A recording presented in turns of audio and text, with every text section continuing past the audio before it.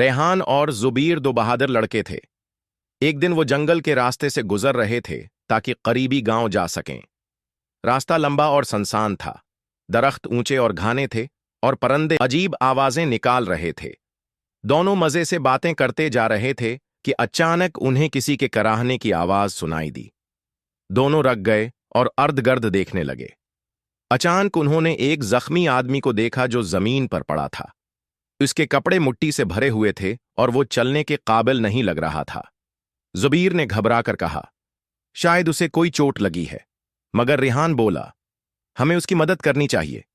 रेहान ने हिम्मत से अपनी पानी की बोतल निकाली और जख्मी शख्स को पानी पिलाया।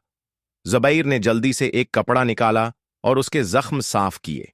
वो शख्स आहिस्ता आहिस्ता संभलने लगा और कमजोरी से मुस्कुराकर बोला, बेटा, तुम दोनों ने मेरी जान बचा ली। जुबीर ने हैरानी से कहा, हमने आज किसी की मदद की। रेहान मुस्कुराकर बोला, मेहरबानी हर जरूरतमंद के लिए होनी चाहिए। दोनों ने आदमी को सहारा दिया और उसे करीबी गांव तक ले गए।